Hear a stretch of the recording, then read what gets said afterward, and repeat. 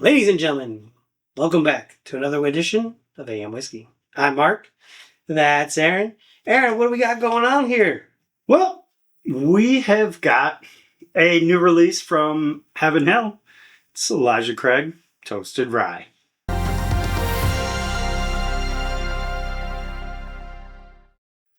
This is one of the bottles that was in our What We're Hunting For in 2024.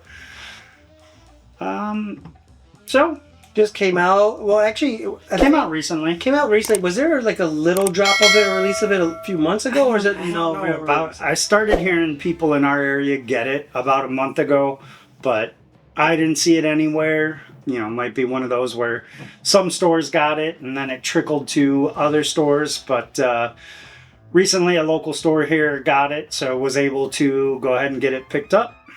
94 proof, 47% ABV, twice barreled for flavor.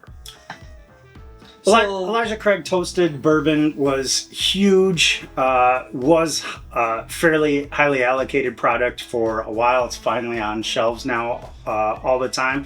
So when I heard this was coming out, got pretty excited for it. So a 1910 competitor. No, this is a rye. Oh, it's a rye. Yeah, it's a rye. It's a bourbon. So what's it? It's not a bourbon, it's a rye. It's a rye. It's still a rye. It's still a rye. It's still It hasn't changed. It's been a rye. It's a rye. It's been a rye. It's gonna stay a rye. It's going to stay a rye. So it's not a 1910 competitor. So it'd be like competing against Michter's Toasted Rye, or like one of those dark arts that's double finnet. Yeah, I mean, I don't know that there's an exact competitor for this. I can't think of a shelfer. I'm not thinking of a shelfer Toasted rye. That's because this is like $40. $40. Yeah, it's like $40-$50. So it's a hell of a lot cheaper than the Michter's. It's cheaper than the dark arts. I mean, maybe the Sagamore double oaked rye. Yeah, that's 50. Probably going to be about your closest. I really like Sagamore double. That is fantastic. So that's probably your closest competitor, I would say. It's got a... See, I get straight marshmallows as soon as I smell this. It's marshmallow. Like one nosing, I get like a titch of ethanol. The next nosing, I get real sweet. And then I get a titch of ethanol, then I get real sweet. As soon as I go to the nose, I get marshmallow. I get a little bit of that like rye backer, kind of that herbal thing, but it's just slightly in the background. But I get the rye backer. Like I've always had the rye in the nose. The dominant note I get right off the nose is marshmallow, like toasted marshmallow. Look, you're usually nuts, but marshmallows, you're going cuckoo for Cocoa Puffs. Well,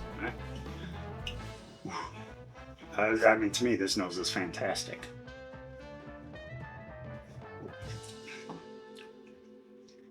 It follows through on the palate for me, too. I get a marshmallow note. Very sweet, but just that little bit of spice on the back end that kind of rounds it out, but very sweet forward, like a vanilla marshmallow. See, one more. So it's I like it. I get a fleeting, really quick flash of sweet, and then a confused rye component where it's part baking spice, it's part like wants to be sweet rye, like an Old Forester or Jack Daniel's type rye component, but there's like a baking thing, and it's like really all over the place, but not one. It's not one thing or not. I mean, it's definitely a rye. So what you're saying is it's complex. I think it's... So I use a different word. I said confused because it's not really distinguishable one or the other. Like, I mean, it's definitely spice that I would think is rye, but it's not like it's not like pure baking spice, or it's not like one of those other spices. It's interesting. It's definitely different. Yeah, I mean, I get that like toasted marshmallow note right up front, and then it goes into those classic rye notes that you're gonna get on your entry-level rye bottle. A little bit of that herbalness, a little bit of that baking spice. I mean, I enjoy it. I think it gives me everything I want. Maybe leans a little sweet for me up front, but still pretty good. This guy doesn't know what he's talking about. It's his bottle. He can have it. It's not. I'll gladly take it. I can drink it. I don't have an issue drinking it. I mean, in the year of the rye. Oh, and again, I don't think this isn't going to compete with, you know, the Little Book or any of those high-end ryes. It's, I mean, this is probably going to be like the toasted bourbon. It's going to be hard to find for a while, and then it's going to be on the shelf all over the place. You're going to be able to get it for that $45, $55, and it's going to be there. So, but I still think it's good. I think this bottle, I'm going to give 7-1. It's drinkable. Actually, the finish is fairly decent. That weird, I can't figure out what kind of rye component it is. Lasts on a palate a long time. Trash Panda, what? No, nothing. 5.9. 5. You're nuts. 5.0 is average. God. I would drink it. I'm not digging it. I'm not digging it, dude. Not digging it. You're nuts. Not digging it. Well, Tater's got to hate, and this Tater don't like that. all right. Now, if this said Buffalo Trace on the label, you'd be all over it. No, if it drank like this, I'd still say that. I'd rate Sazerac Rye the same way. Oh, this is better than Sazerac Rye. That's debatable. Anyways, I think it's good.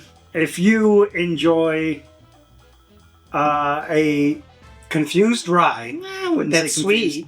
Sweet. Some with a nice people say it has a toasted marshmallow note. And look, if I got a toasted marshmallow note, it'd be a 7.0 just based on that. Guaranteed. If I could pull that note, that's probably what did it. Anyways, get it. It's good. Solid drinker. It's affordable. Use it to mix. Drink it straight. It's good. I hear it makes it killer old fashioned. Get it. It probably would. Actually, I think it would. That's exactly what I think it would make for it. Like, comment, subscribe. Do all those things to help us grow the channel in 2024. And as always, keep the whiskey flowing. Cheers.